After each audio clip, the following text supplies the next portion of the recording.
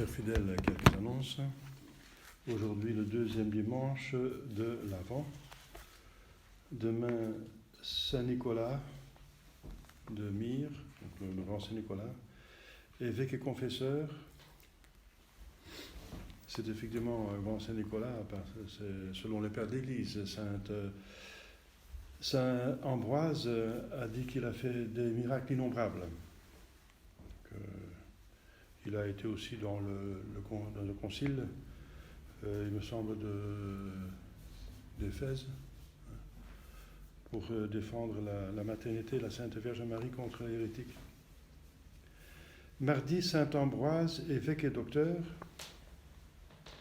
Voilà, grand Ambroise, le grand Ambroise qui a loué Saint-Nicolas.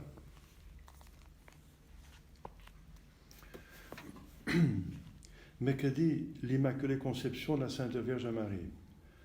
Donc, ce n'est pas une fête d'obligation, mais le 7 décembre, donc la veille, le vigile, c'est un jour d'obligation de jeûne et d'abstinence obligatoire. Donc, le jeûne, c'est un repas complet par jour seulement, et on peut prendre une petite collation le matin et le soir.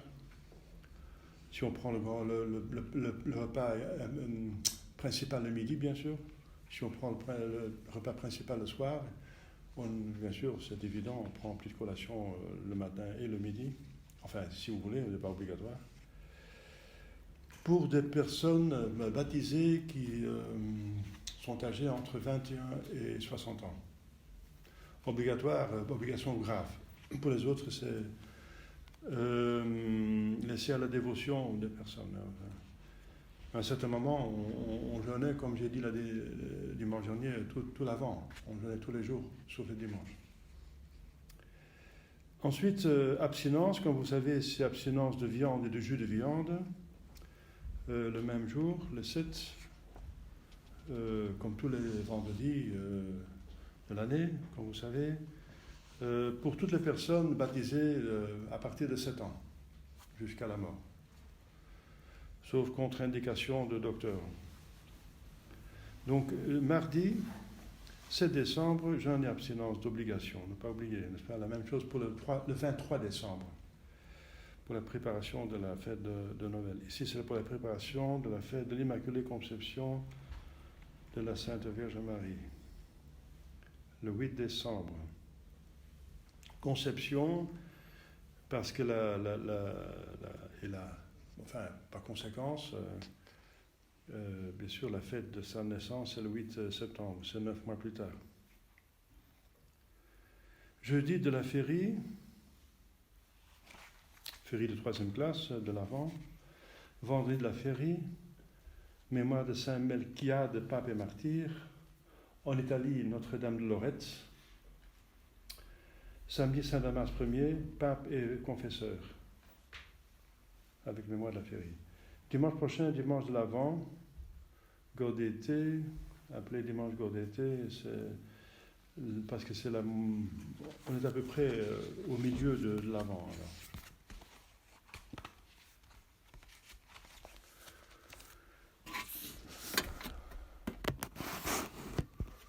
Donc les travaux de Rongy c'est des personnes qui se dévouent, n'est-ce pas?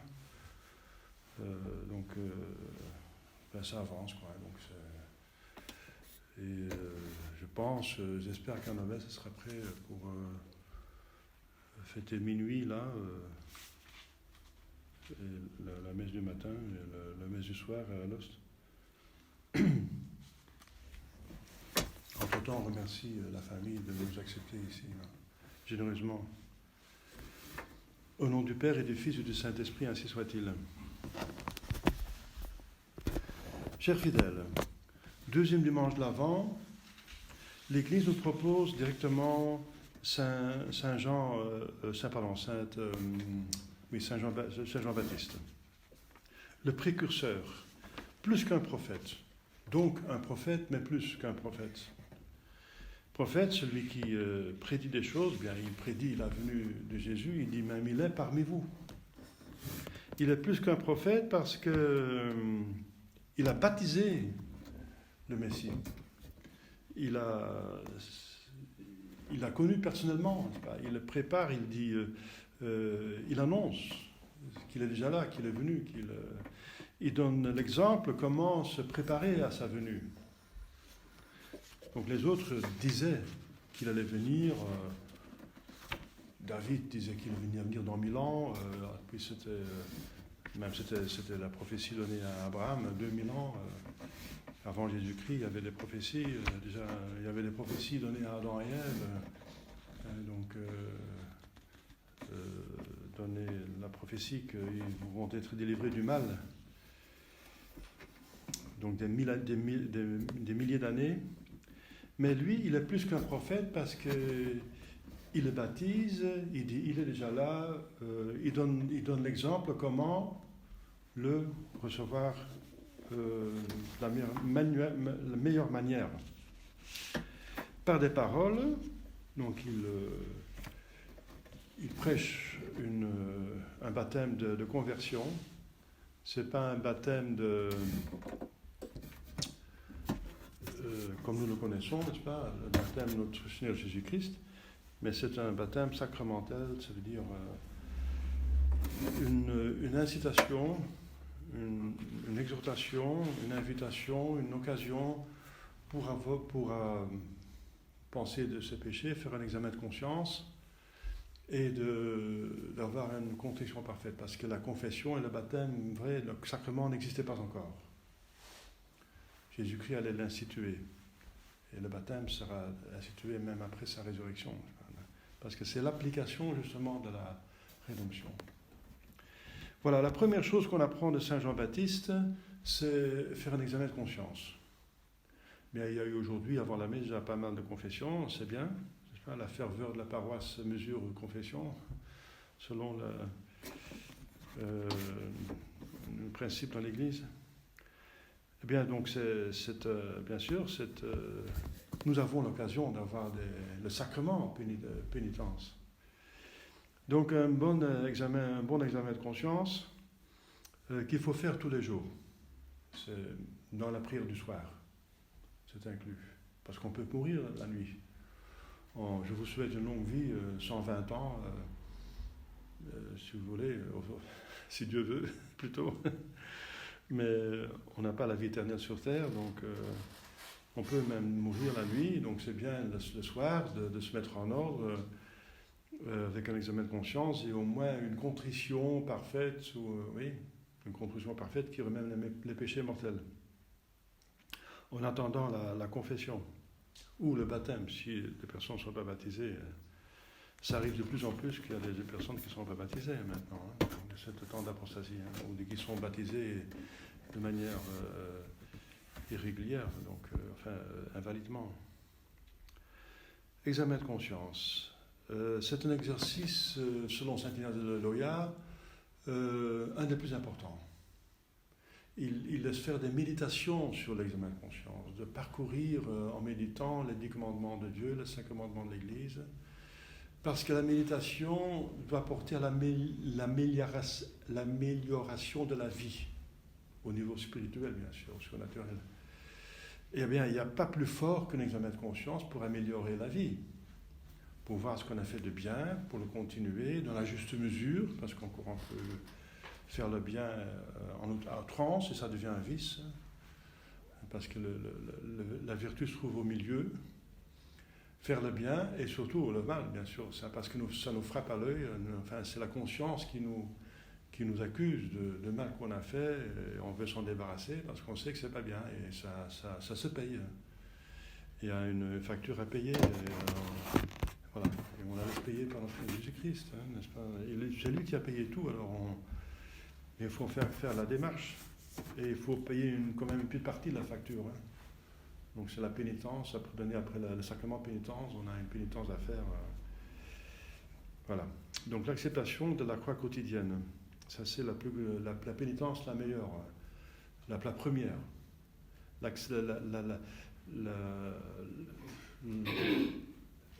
L'exécution, n'est-ce pas, faire tout simplement ce qu'on a à faire tous les jours. Et le bien faire sans murmurer, deuxième consigne, n'est-ce pas, sans murmure. NPSP, ne pas se plaindre, hein, c'est l'adage du Père Pop. Hein, Bishop Pop, Père Pop, hein, un des derniers saints prêtres qu'on a eu en Belgique. Ne pas se plaindre. Eh bien, par dépit au qui n'est pas saint, enfin canonisé, mais on pense tout ce qu'il est saint, probablement il est saint, pour moi il est saint, par dépit la première chose qu'il disait à ses disciples, ses dirigés spirituels, n'est-ce pas, ne traînez pas la croix, essayez de la porter, pas la traîner, portez-la. C'est bien, hein, c'est la première chose qu'il disait. Essayez de porter la croix, de la traîner. Ça veut dire accepter la croix quotidienne avec l'accepter, quoi. Comme, c'est pas la volonté de Dieu A, mais ça, c'est le plan B. La volonté A, comme vous savez, c'est pas le bon Dieu qui nous donne les croix au sens strict. Hein, le bon Dieu nous donne le paradis terrestre et le paradis céleste. Et les croix viennent du péché, n'est-ce pas? C'est le mécanisme de la justice qui donne la croix et la souffrance. Le mécanisme de la justice. Ça, c'est pas... Mais le bon Dieu veut être bon avant d'être juste. Et c'est nous qui l'empêchons d'être bon, pas nos péchés. Alors. Le péché empêche. Hein, donc, porter cette croix qui se présente, si on dit le bon Dieu envoie des croix, oui, enfin, mais c'est au sens, le plan B. Hein. Ce bon Dieu, c'est un père. Un père ne trouve pas du plaisir à punir ses enfants. Mais il le fait parce que si c'est le seul moyen pour les donner le bonheur, pas d'autre moyen pour leur rendre le bonheur, les mettre sous la voie droite et le détourner du gouffre, alors il le fait. Hein. Mais c'est à contre-cœur. C'est à contre-cœur, n'est-ce pas? Jésus a souffert, n'est-ce pas, la veille de sa passion. Il a vu tous les gens qu'il allait refuser. C'est là peut-être la plus grande souffrance spirituelle de notre Seigneur Jésus-Christ. Donc le péché, c'est le plus grand mal, n'est-ce pas? Et on s'attaque au péché en utilisant le remords de conscience. La conscience, c'est quelque chose que tout le monde a, c'est inné. On ne peut pas s'en défaire. Et c'est le cauchemar des pécheurs mortels, des pécheurs convaincus, n'est-ce pas? C'est leur cauchemar. Parce qu'ils veulent pécher, ce sont vraiment des gens, ça existe malheureusement, des gens qui ont choisi pour le mal, veulent pécher et ils ont le plus grand problème pour eux, c'est leur conscience. Saint Thomas dit qu'on ne peut jamais se défaire de la conscience. On peut essayer de l'étouffer plus ou moins, mais pas, on ne débarrasse pas totalement. C'est impossible. Et alors, voilà. Mais c'est une bonté, la conscience. C'est une alarme qui dit, voilà, il y a comme le mal. Quand on a mal, c'est qu'il y a quelque chose d'agressif qui s'attaque à votre corps. Alors on a mal, c'est un système d'alarme. Et la conscience, c'est un système d'alarme pour la vie de votre vie, de votre âme, enfin la vie surnaturelle, parce que l'âme est immortelle au niveau naturel, mais il y a une vie surnaturelle qui se met dans l'âme par la bonté de Dieu. C'est une participation à sa vie divine, la vie de grâce, la vie de gloire. Donc le péché, c'est le mal le plus important à éviter. Et ça commence par l'examen de conscience. Et la conscience qui nous dit quelque chose, n'est-ce pas, qui nous approuve de faire de mal, parce que parfois on a un bon sentiment, on a fait du bien, on a bien fait son travail, on a fait une bonne œuvre, ça donne aussi une satisfaction intérieure, n'est-ce pas? Donc la conscience, ça c'est avoir une bonne conscience. Et c'est un bonheur, un grand bonheur. C'est finalement le plus grand bonheur sur Terre, ici. C'est avoir cette conviction qu'on est dans le droit chemin, qu'on a le ciel en vue, que voilà, on est bien, quoi. Même si on a mal, c'est plutôt à la surface qu'on a mal. Dans les choses moindres d'importance qui sont passagères, n'est-ce pas? On souffre dans cette vie, mais c'est passager. Tout passe. Qui s'intéresse de la vie là, tout passe, sauf Dieu reste. Voilà, donc un bon examen de conscience. Donc il faut. La conscience doit être formée par l'Église, parce que la plupart des personnes ont une conscience mal formée, déviée, trop laxistes, beaucoup, et aucune partie qui sont scrupuleux, où il y a un mélange. Sur certains points, on est laxiste, sur certains points, scrupuleux. Ça peut aussi exister. Il y en a peu qui savent tout de tout. C'est pour ça qu'il y a l'enseignement de l'Église, pas seulement sur les vérités à savoir, mais aussi pour les choses à faire. La plus grande révélation dans l'Ancien Testament, c'était les 10 commandements. C'était la plus grande. Après, à part, bien sûr, c'est l'annonce de la venue du Messie qu'il allait sauver. Mais le trésor qu'ont reçu les Juifs, le peuple élu, c'est la révélation du mont Sinaï, les 10 commandements. Ils étaient fiers d'avoir la loi. Ils connaissaient en détail ce que Dieu voulait et ce qu'il ne voulait pas par rapport aux autres peuples, n'est-ce pas? Ils étaient élus pour ça, mais surtout pour engendrer le Messie, parce qu'ils n'étaient pas capables de tenir cette loi. Il fallait la grâce. Donc, pour ne pas tomber dans le désespoir, n'est-ce pas, on ne peut pas tenir ces 10 commandements, c'est lourd, n'est-ce pas, pour toujours faire le bien, et on a envie de faire le mal, et si on se laisse aller, relax, alors on fait le mal. Si on se laisse aller, on fait le mal, automatiquement. Pourquoi? Parce qu'avec la nature, on reçoit directement, avec la nature même, avec la conception, le péché originel, avec ses mauvaises tendances. Et c'est ça qui explique le succès du diable, la franc-maçonnerie et le libéralisme. Le libéralisme a envahi le monde entier, hein. Liberté, égalité, fraternité. Tous les drapeaux nationaux qui ont 3 couleurs, c'est ça. Tous ceux qui ont 3 couleurs, ils ont une origine quelque part sur liberté, égalité, fraternité de la Révolution française. Les Français sont un pays pilote pour le bien, le christianisme, mais aussi pour le mal, n'est-ce pas? C'est très important ce qui se passe en France. Eh bien, pourquoi il y a tellement de succès? Parce que justement, le diable, la franc-maçonnerie, n'est-ce pas, ils vous prennent comme vous êtes. Ah, ça fait du bien. Comme je suis. Et développez-vous, monsieur. Vous avez le droit de l'homme, vous développez-vous comme vous êtes. Ça, c'est le piège le plus important de tous, n'est-ce pas? Parce que si on se développe comme on est, eh bien, on est un mélange de bien et du mal. De nature, nous sommes très bien, nous venons de la main de Dieu, mais par nos péchés, c'est pourri, c'est entaché, il y a du mal dedans. C'était gâché, n'est-ce pas, par le péché. La nature humaine est gâchée. Donc c'est pour ça qu'il y a le Rédempteur qui va venir pour réparer. Mais lui, il demande, il ne nous prend pas comme nous sommes. Ah, Jésus-Christ ne nous prend pas comme nous sommes. Il demande de se convertir, de devenir humble, n'est-ce pas, de faire les commandements, de se laisser baptiser, de croire sous péché mortel, avec une menace de l'enfer. Et si on fait ça, si on se change, on convertit, alors on a le ciel. Donc Jésus, il demande de se changer, et le diable, il dit, mais restez comme vous êtes. Alors qu'est-ce qui est le plus attrayant? Eh bien, de rester comme on est, de se déployer comme on est, enfin, prends-moi comme je suis. Hein. Il faut me prendre comme je suis, voilà, on entend ça. Il faut prendre les gens comme ils sont, comme si c'était un crime d'essayer de les convertir, de leur montrer le chemin du salut. Voilà, le succès du diable, c'est ça. La franc-maçonnerie, c'est très astucieux, n'est-ce pas?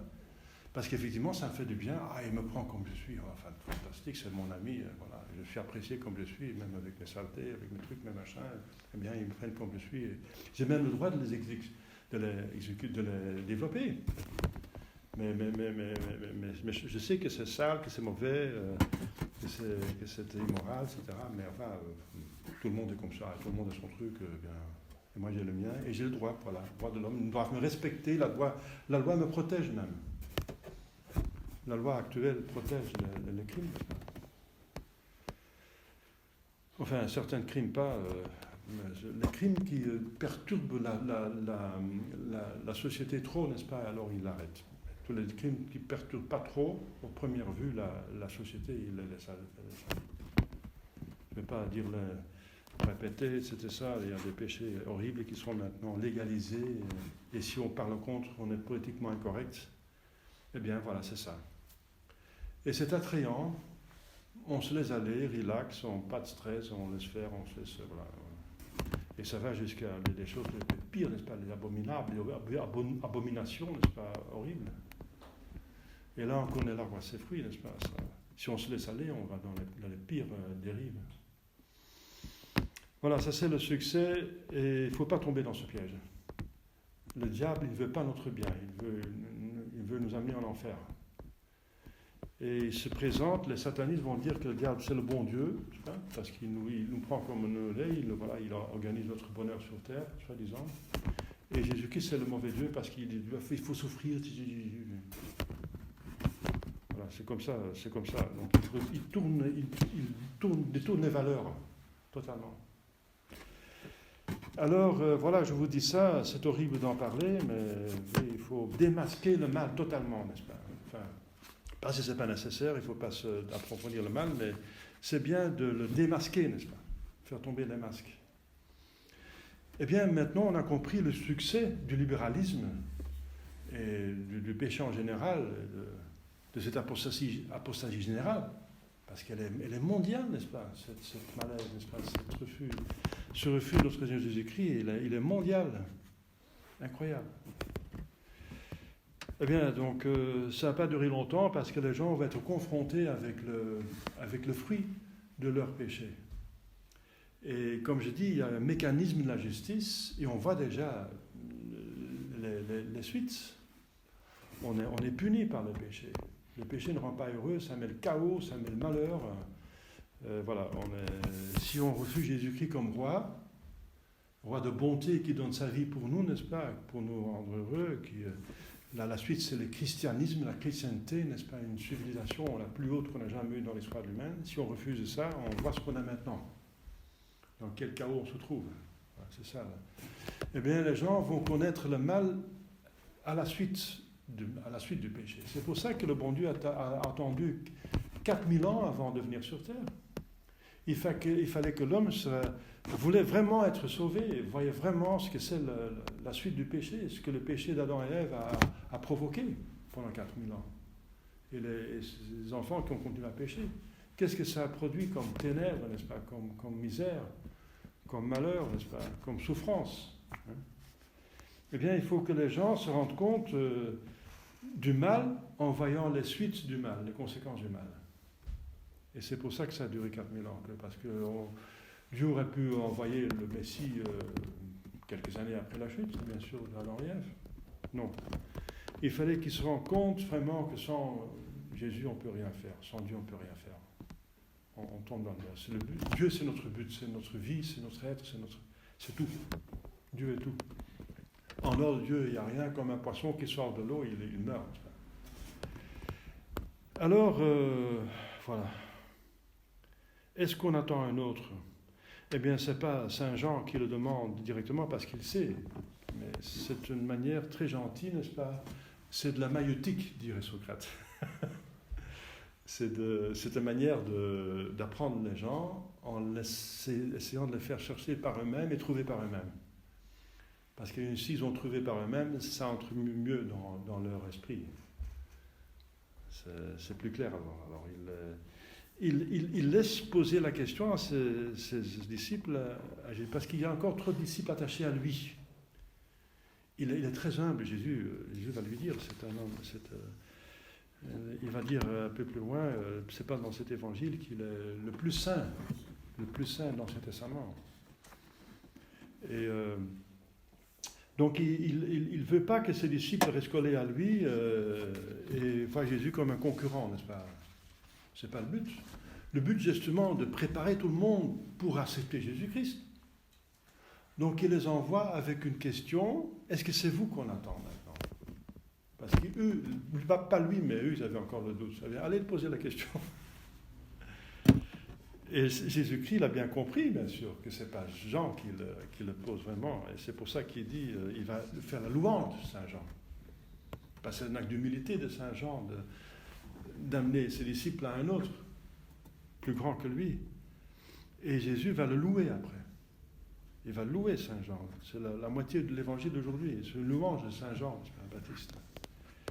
Eh bien, les signes que Jésus-Christ est vraiment le Messie, il donne ici en abrégé, parce que j'en ai parlé d'autres années, des dizaines, jusqu'à 100 prophéties dans l'Ancien Testament qui sont dans les livres, qui sont dans les mains des Juifs, toujours, qui ont refusé Jésus-Christ, donc on ne peut pas nous accuser de fausser, d'avoir faussé les Écritures saintes, parce que ceux qui le refusent ont même ces mêmes prophéties, ils n'ont pas changé les livres. Ceux qui le refusent ont les mêmes prophéties. Eh bien, des centaines de prophéties qui, en détail, s'appliquent à Jésus-Christ uniquement. Eh bien, Jésus en donne ici le plus important, c'est des miracles. Alors, il dit, allez dire à Jean, n'est-ce pas, ce que vous entendez, ce que vous voyez. Les aveugles voient,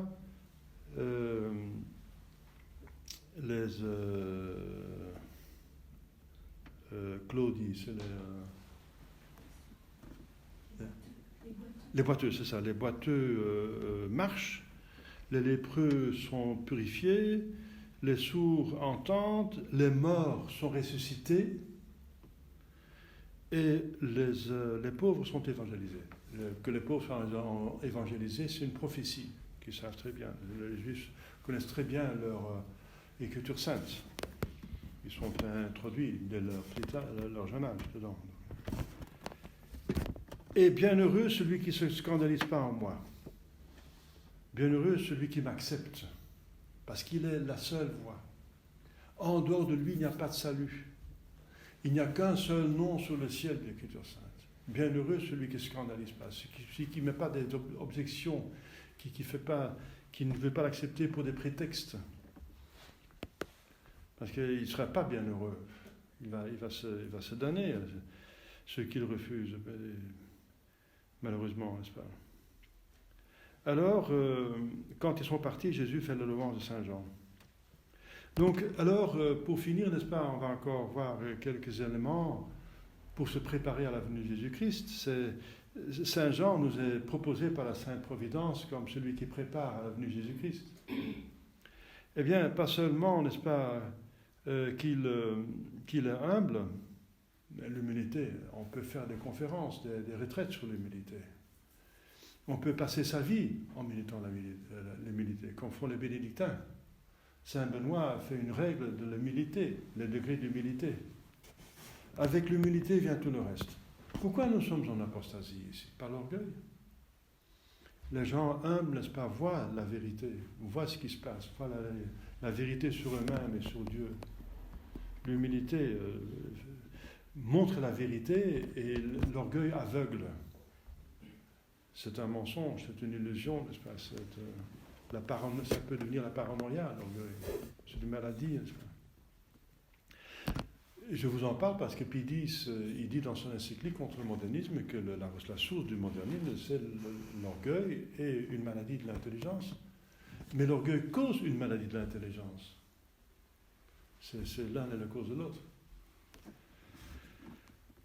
Elle s'attaque au principe d'identité, alors elle va faire péter des plombs, alors on devient, oui, on peut être soi-disant intelligent, mais le principe de l'intelligence est bug, comme on dit en anglais. Il est faussé, n'est-ce pas? Il a sauté.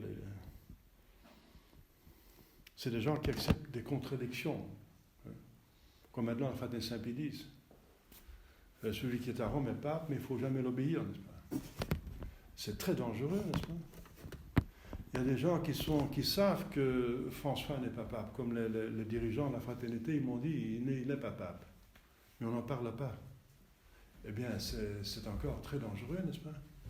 C'est savoir qu'il n'est pas pape, et on le nomme pape dans la messe et dans tout ce qu'on parle de lui, et de lui, on dit pape à le pape François. C'est une contradiction qu'on pose dans son cœur. C'est très dangereux, n'est-ce pas? Accepter des contradictions, surtout des contradictions de principe, ça cause la maladie de l'intelligence. Parce que l'homme ne supporte pas la contradiction en soi. La contradiction entre l'intelligence et son vouloir.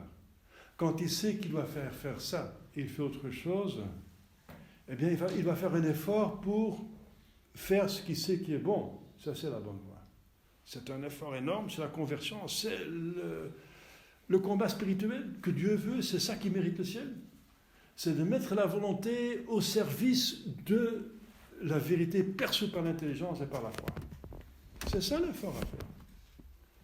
Il y en a qui connaissent la vérité, qui la reconnaissent, comme les dirigeants de cette société, n'est-ce pas, mais qui refusent de soumettre la volonté, donc ils vont finir, pour avoir la paix intérieure, parce que c'est insupportable, cette contradiction intérieure, ils vont finir par justifier le péché, justifier la volonté qui fait n'importe quoi.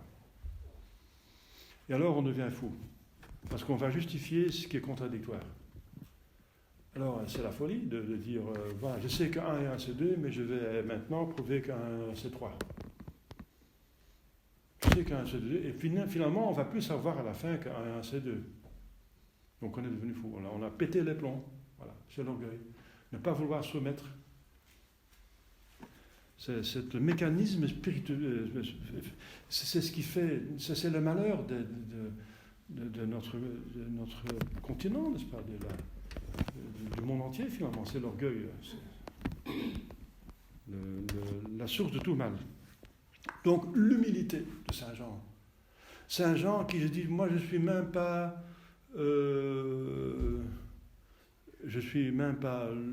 la vérité, c'est Jésus qui a la vérité. Moi, je suis que la voix qui crie dans le désert. Qu'est-ce que vous êtes alors? Il va dire, je ne suis pas le grand prophète.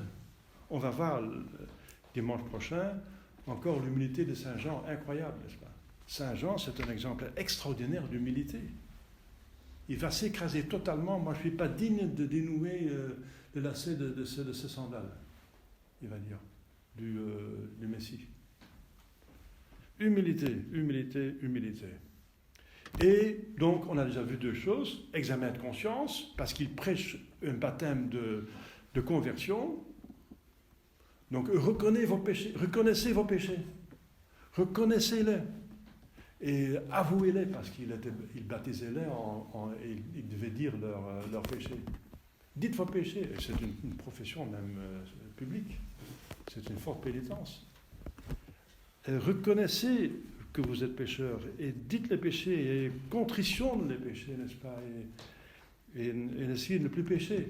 Voilà, c'est le début de tout, n'est-ce pas? Et ça va ensemble avec l'humilité. Et alors ça va encore ensemble avec d'autres choses. Qu'est-ce que vous allez voir dans le désert? Donc il se trouve dans le désert. C'est vraiment le lieu le moins confortable du monde. Avec le pôle Nord, ça c'était moins connu par les Juifs. Le pôle Nord c'est pas bien connu, mais le désert, ça ils connaissaient le désert. Ils avaient passé 40 ans dedans. Donc le désert, c'est vraiment le désert, c'est la désolation. Il n'y a pas de confort, là c'est justement la définition de manque de confort. Manque de confort. Donc le désert, donc chercher la pénitence pour soumettre le corps, n'est-ce pas, qui est porteur du péché originel, qui a des tendances pour nous faire pécher. Si on se laisse aller, alors voilà, justement, il faut le maîtriser. C'est l'âme qu'il faut dompter, dit saint François d'Assise.